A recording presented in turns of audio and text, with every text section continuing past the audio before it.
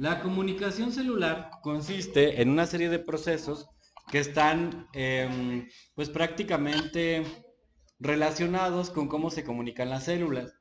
Y yo siempre les digo que este tipo de procesos se parecen mucho a las comunicaciones que tenemos en WhatsApp, ¿sí? ¿Por qué? Porque prácticamente es que algo o alguien mande un mensaje, alguien lo reciba, alguien lo traduzca o lo interprete y alguien lo conteste, ¿sí? Entonces, generalmente se da entre receptores celulares. Cuando vimos nosotros el concepto de célula, yo les mencioné que existía una parte muy importante en la célula que se llama glucocálix. ¿Quién es el glucocálix? El glucocálix es como la parte de la membrana donde se encuentra una gran cantidad de, pues prácticamente de receptores. Entonces, el glucocálix, pues prácticamente tiene como función recibir señales de diferentes tipos en su estructura. Por ejemplo, vamos a usar la pizarra un poco para ejemplificar la comunicación celular a través del glucocálix. Mande, comunicación celular. ¿Sí? Miren, si nosotros viésemos la membrana desde el punto de vista del glucocálix, así se vería. Observen, esto pues literalmente sería digámoslo así, la célula, ¿sí? Vamos a redondearla más o menos así. Uy, qué hermosa célula redonda. Mejor voy a usar una forma, que es más fácil. Y la vamos a redondear. Redondear. Sí, claro. Ajá. Esto sería como nuestra célula. Y esta sería la representación de la membrana, ¿sí? Toda esta sería la parte externa. Ándeles, ahora sí me quedó. Entonces aquí tendríamos al núcleo. Y todo esto que está alrededor es la membrana. Recuerden que está hecha de fosfolípidos. Y en el exterior va a tener como si fueran pelitos. Estos pelitos que se van a encontrar en el exterior representan a los receptores. Todo esto se llama glucocálix. ¿De qué están hechos esos receptores? Están hechos de glucosa y proteínas. Están hechos de glucosa y lípidos. Y cada uno puede o tiene la capacidad de responder a un estímulo. Por ejemplo, hay receptores que detectan a las bacterias como agentes extraños y mandan por acá a traer al famoso glóbulo blanco para que se la coma. Yo le voy a poner como un Pac-Man que se lo va a comer. Entonces este viene y se come a esta porque este receptor literalmente le indicó que había un agente extraño. Hay otros receptores que detectan a las enzimas. ¿Sí? Dice, hay una enzima, entonces hay que buscar un sustrato para poder modificarlo. Por ejemplo, esta enzima se manda a que actúe sobre la lactosa para que sea degradada. O, por ejemplo, hay otros receptores que detectan hormonas. Si esta célula fuera un óvulo y, por ejemplo, llegara un estrógeno, un estrógeno, una hormona estrógeno, este óvulo realizaría funciones específicas. Sí, puede ser eso. O puede ser una proteína como la lectina. ¿Sí? La lectina es una proteína que está relacionada con el sistema digestivo, por decirlo así. Prácticamente tiene que ver con lo que son los azúcares. ¿Sí? Entonces esto permite el reconocimiento de azúcares. O por ejemplo, imagínense que esta ya no es un óvulo, ahora va a ser una célula de defensa. Una célula de defensa. Si te inyectaron la vacuna de COVID, este es reconocido por este receptor y tú vas a generar, pues literalmente, más anticuerpos para combatir al virus. O en su defecto, si el receptor tiene la capacidad de detectar un virus, pues ataca al virus y lo destruye. O puede ser un receptor que platique con otra célula. Así como ustedes platican entre ustedes, pues prácticamente las células también lo hacen a través de todos estos receptores que están representados por las estructuras verdes. Entonces, todas las estructuras verdes son receptores que pueden pues prácticamente platicar con todo mundo. Entonces, los receptores pueden detectar virus, anticuerpos, proteínas, hormonas, enzimas, bacterias y demás. Y pueden comunicarse con otras células. A este fenómeno, a través de la membrana, se le llama comunicación celular. Y esta es la primera forma. ¿Cuál otra forma de comunicación celular conocen? Venía en la diapositiva. ¿Cómo se llama este tipo de comunicación? ¿Cómo se llama esta? Sinapsis. Y es un tipo de comunicación neuronal.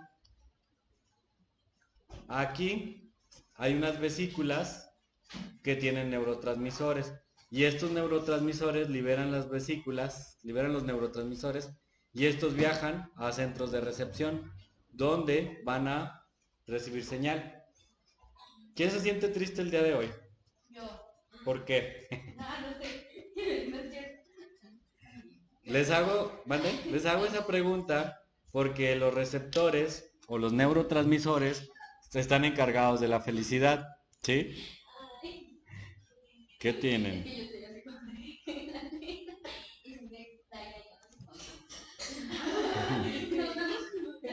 Déjenme buscar cuáles son los neurotransmisores. Miren, aquí están unos.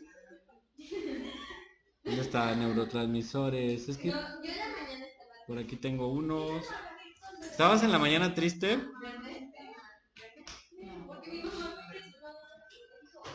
Es que por ahí tengo unas. ¿Qué te digo? Nosotros tenemos emociones, por eso les decía que quién se sentía triste, porque el otro sistema de comunicación es la comunicación celular neuronal, y esa tiene mucho impacto sobre nuestras emociones. O sea, las células se comunican para realizar funciones, pero también esa comunicación, sobre todo en las neuronas, afecta nuestras situaciones personales. Entonces, existen diferentes sustancias que permiten precisamente que te sientas de una forma triste o contenta o extasiada o excitada o qué sé yo, en el buen sentido de la palabra, ¿sí? Y son los neurotransmisores. Existen muchos neurotransmisores como la adrenalina, la serotonina, la dopamina, el GABA, la acetilcolina. Y todas estas, bueno, yo creo que las que nos hacen mejor o nos ponen siempre muy contentos son las endorfinas. Todas estas son sustancias que se crean en el cuerpo y tienen la capacidad de transmitir información.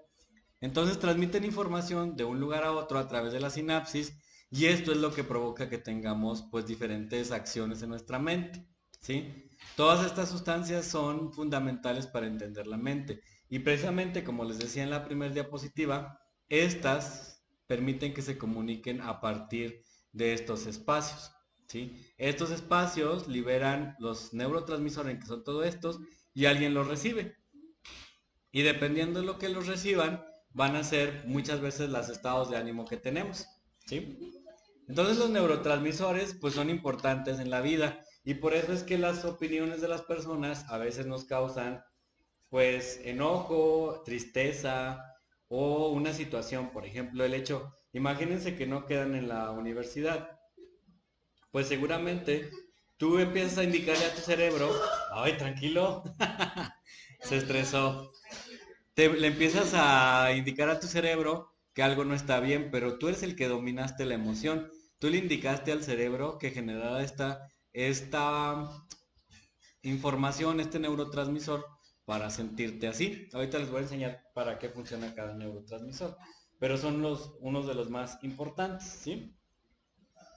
La noradrenalina. Esa te hace sentirte como bien, aunque Luis se ría, muy excitado, ¿sí? O sea, por ejemplo, cuando Evelyn dice vi a mi crush, eso es una excitación. Y yo digo la adrenalina. Claro. Por ejemplo, la dopa te relaja, ¿sí? La acetilcolina hace que tus músculos se contraigan cuando estás emocionado. Las endorfinas, pues, te generan que mañana vas a hacer 10 exámenes y todos los vas a pasar, ¿no? Pero ¿qué ocurre? Si no los pasas, tu emoción externa hace que la cantidad de endorfinas se detenga y ya no te sientas así de extasiado, ¿sí? Entonces cada una de estas son sumamente importantes. Ahorita le regreso. La primera es la noradrenalina. Esta tiene que ver con la depresión y la ansiedad, ¿sí? Afecta comportamientos como la excitación, la atención, la motivación, la recompensa, aprendizaje y memoria. Le voy a regresar a la otra para que la terminen. ¿Qué quiere decir entonces con la noradrenalina? Bueno, con la noradrenalina, entonces, si tú no tienes niveles adecuados de esta sustancia, pues puedes sentir lo que les acabo de mencionar. Puedes sentir, en lugar de sentirte muy contenta, si los niveles se bajan, vas a sentir depresión. Por eso dice que la noradrenalina se asocia con la depresión. Esta es la que está, de las que les estoy platicando. Posiblemente. Ansiedad. Yo no sé si ustedes hayan sentido crisis de ansiedad. Alguien. Es muy común ahora. ¿Sí? ¿Se han sentido? ¿Qué sienten cuando tienen ansiedad? Ansiedad. Ay, Como que el mundo se va a acabar, ¿no? Sí. yo siento muchas costillas en las manos. Ujú. Yo me muerdo. Ajá, pero es por eso, porque tu cerebro está generando una gran cantidad bueno, está bajando los niveles de noradrenalina, por eso te da ansiedad. O inclusive cuando tienes ansiedad, los niveles suben. ¿Por qué? Porque, por ejemplo, ahorita tengo mucha ansiedad porque están operando a mi mamá y estoy así, ¿no? ¿Qué va a pasar? O me peleé con mi mamá o le dejé el celular en su carro y siento mucha ansiedad porque traigo cosas que va a ver y va a reaccionar de una forma, ¿no? Entonces, la noradrenalina es la encargada de eso, ¿sí? Y obviamente, esto impacta de manera significativa la atención y la motivación. Ese día Evelyn ni me ponía atención porque ella estaba pensando que su mamá ya había visto todas sus fotos con N y que ahora le iban a regañar y que la iban ¿cómo se llama? A desheredar, casi casi, ¿no? También tiene que ver la noradrenalina, le voy a cambiar poquito, con las cuestiones del aprendizaje y la memoria. Entonces, por eso ahora que ustedes hagan su examen de admisión, es recomendable que estén relajados, porque si están en un proceso de aprendizaje y si están en un proceso de memorización estresados, no van a lograr el objetivo, ¿no? Pero eso no significa que sea un fracaso, ¿ok? Eso grábenselo. ¿Por qué? Porque, fíjense, les voy a platicar una experiencia. Yo hace muchos años, ahora sí que juntando este tema que les acabo de platicar y la cuestión de los neurotransmisores, por eso es muy importante que las emociones las dominemos de una manera muy eficiente, porque de lo contrario, la inteligencia emocional se vuelve en contra de nosotros. No podemos permitir que la ansiedad, la desmotivación, la falta de atención gobiernen tu vida. Y eso es un consejo que les doy porque en sus generaciones yo lo he notado más, batallan mucho para manejar esto. Y tiene que ver con la capacidad de generar neurotransmisores, porque todo lo externo es lo que nos permite generar esto, ¿sale? Otro neurotransmisor, por ejemplo, este me gusta mucho. ¿Les gustan las papitas Sí. y las galletas? Sí. ¿Qué más? ¿Saben por qué les gusta tanto? Sí saben que tienen las papitas, Aparte, tiene una sustancia, no,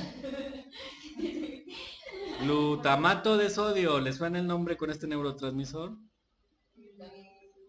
El glutamato es una sustancia que permite sintetizar proteínas y pues prácticamente está relacionado con cuestiones motoras, sensitivas. Pero por ejemplo, muchas cosas de las que comemos tienen glutamato de sodio. No sé si lo han escuchado. Las galletas tienen glutamato de sodio y eso es lo que nos causa la adicción dentro de lo que es pues los procesos alimenticios. Por eso es que es bien difícil que dejes de comer papitas o dejes de comer galletas porque te causan adicción, ¿sí? Es un aditivo de las familias de las sales, pero está relacionado precisamente con este neurotransmisor. Potencia el sabor de los alimentos, pero esto es por las cuestiones neuronales, ¿sí? Vean lo que hace el glutamato, es un neurotransmisor excitatorio, más importante del sistema nervioso central. Entonces excita las sensaciones y eso hace pues, precisamente este proceso de adicción. Se relaciona con la memoria, con cuestiones sensoriales. Obviamente lo tenemos que tener en concentraciones moderadas, pero en exceso puede ser tóxico para nuestras neuronas. Sobre todo porque se relaciona con enfermedades como la epilepsia, el derrame cerebral y enfermedad lateral amiotrófica, o sea, no puedes moverte de forma adecuada. Entonces, por eso es que tenemos que tener ciertas concentraciones adecuadas en nuestro sistema. De hecho, el glutamato monosódico, el que tienen los alimentos, está relacionado con una sobreestimulación de las neuronas y el sistema nervioso. O sea, por eso es que literalmente, pues, nos gusta tanto comer estas cosas, ¿no?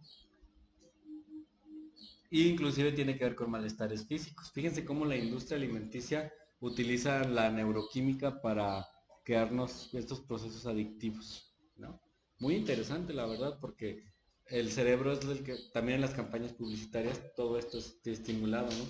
Con las cuestiones visuales y demás. Y estas son formas en las que se comunican nuestras células.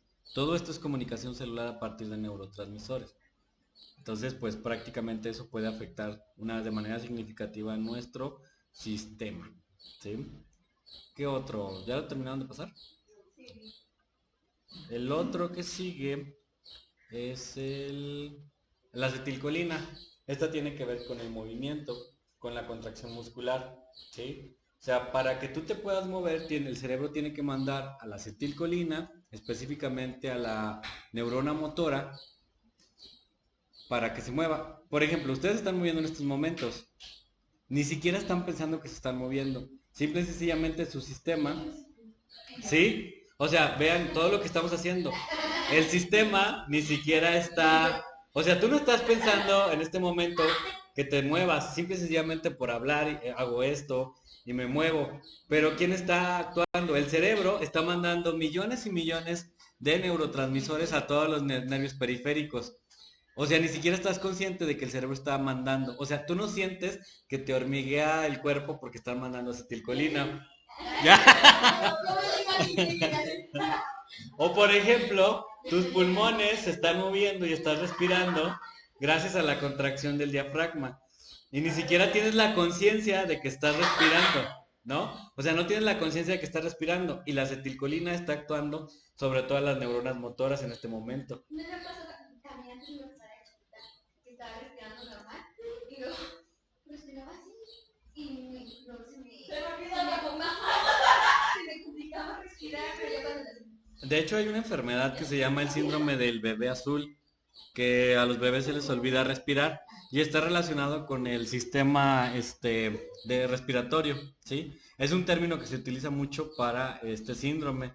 Entonces, por alguna situación, el bebé deja de respirar. Tiene que ver con más cuestiones cardíacas y demás, pero sí, pues imagínate si un día lo dejas de hacer. Bueno.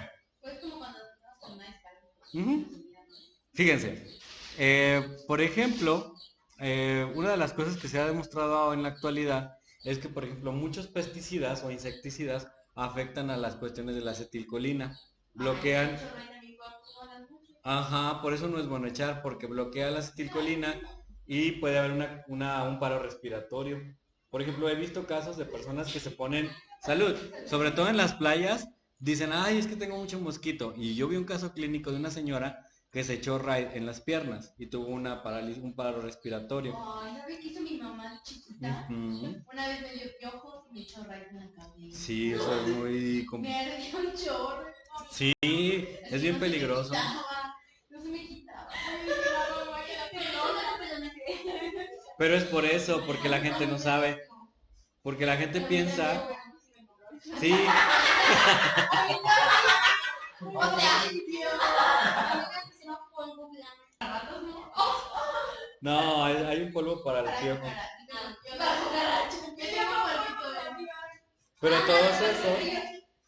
todos esos precisamente, fíjense, la función de cada uno de ellos es bloquear la producción de acetilcolina, porque los animales pequeños como los insectos también tienen que ver con esto.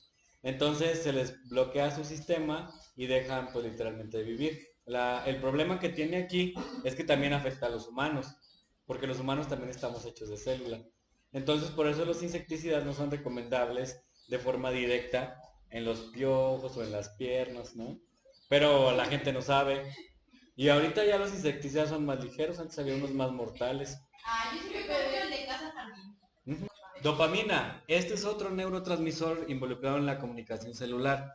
Tiene que ver sobre todo con las conductas adictivas y las sensaciones placenteras. Eso es, traducción, el novio tóxico o la novia tóxica. No, en realidad, bueno, la dopamina se produce mucho, sobre todo cuando iniciamos las fases del enamoramiento.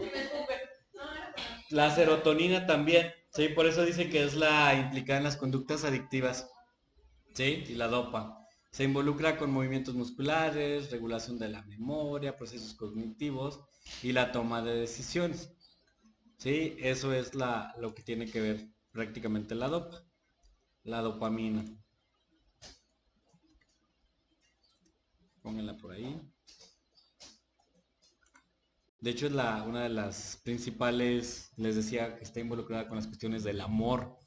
Esa sensación de enamoramiento cuando ves a la persona por primera vez, pues es prácticamente una cuestión se llama dopaminérgica. El tallo cerebral, pues literalmente se encarga de producir estas moléculas. De hecho, a esta molécula se le llama la molécula de la felicidad. Y hay una droga que se utiliza mucho para hacer su simulación. ¿Quién me dice cuál es? Una droga que simula la felicidad. La Nacho. Eso, muy bien. ¿Cómo supiste? Porque venía el examen. Sí. De hecho, hasta esas drogas, dicen los que saben y los que han visto, que hasta les ponen de piolín, caritas y demás, porque están relacionadas con la felicidad. En el submundo underground se les llaman los dulces, ¿no? ¿Sí han escuchado que dicen, ay, dame un dulce, ¿traes dulces? Esos son las tachas, las anfetaminas. ¿No sabías? Yo también también lo sé. Bueno, pero eso es más común, por ejemplo, en fiestas y cosas así. ¿Traes dulces o cosas así? Están chavos Yo todavía. pido dulces, pero bueno. Ustedes están chavos, digo, el profe está muy vivido. ¿A ti qué? A mí nadie me ofrecieron. ¿Sí te ofrecieron? ¿Y qué hago? Lo que pasa es que, bueno, te pone eufórico o eufórica.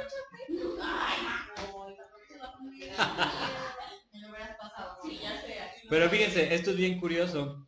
Solo tiene efecto en personas menores como de 30 años. Cuando una persona mayor las empieza a consumir, seguramente lejos de ayudarle, le va a dar el bajón, le va a dar más depresión. Porque ya un adulto tiene... Ah, por eso esas drogas son más dirigidas a jóvenes, ¿sí? Y tiene que ver con esto. Dopamina. Ah, qué buena medicina.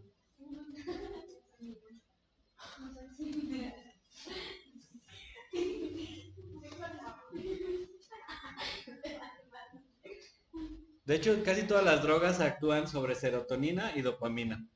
O sea, lo que hacen es, ¿cómo se podría decir? Aumentan el nivel de estos neurotransmisores. Por ejemplo, una persona que toma una anfetamina o un dulce, como dijimos ahorita, literalmente aumenta sus concentraciones de dopa. Pero ¿qué pasa? Cuando esto deja de, ¿cómo se llama?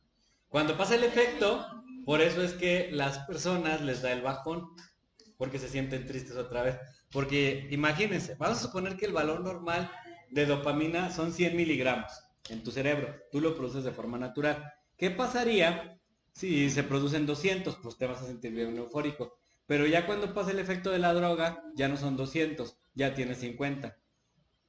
Te da el bajón, ¿sí? Dice, ¿no? Entonces, esas son las situaciones de la dopa. Endorfinas. ¿Quién produce endorfinas? O más bien, ¿qué alimento nos provoca producir endorfinas?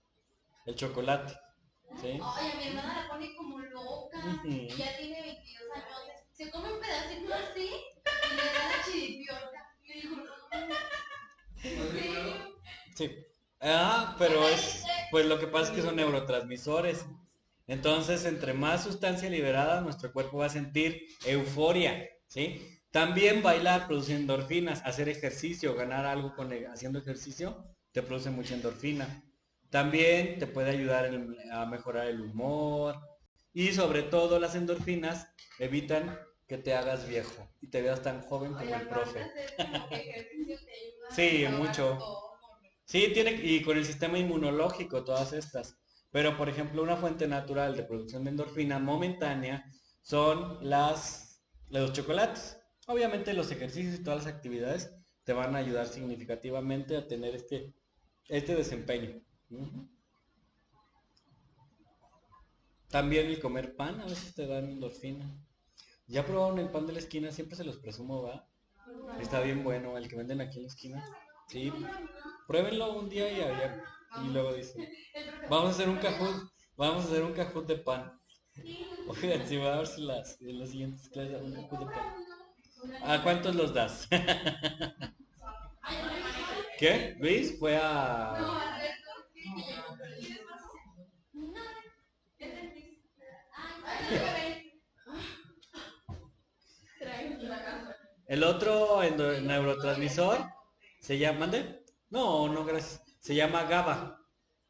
El GABA es el ácido gamma-aminobutírico. ¿Le regreso? Sí, porque ¿qué estamos viendo? Eso me dice. ¿Gaba? GABA. El ácido GABA-aminobutírico. Así se llama. ¿Sí?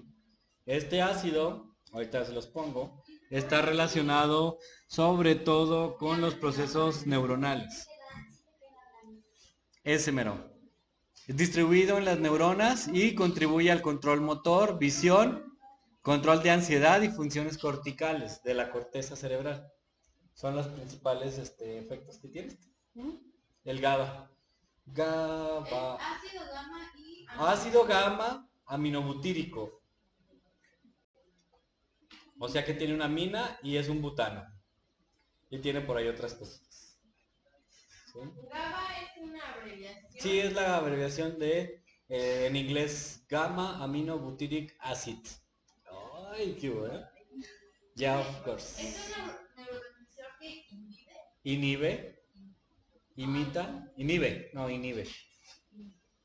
Ajá. De hecho, el GABA se produce mucho también cuando tomamos alcohol. No más. Sí. ¿Ya se acabó? Ya, se acabó. ¿Ya se acabó? Claro. Sí. Es que cuando hablamos de cosas súper interesantes como que se concentran más. GABA, gamma aminobutírico. No, porque queda en la voz, no. Oigan, No ¿saben creo. qué me pasó ayer? Estaba en clases de orientación. Ahí está, Majo. Esa maestra me cae mal. Entonces, estábamos en clase de orientación. Esta me estaba poniendo el examen ocupada para la fecha de la orden. Y que me pregunta algo. Y neta, no me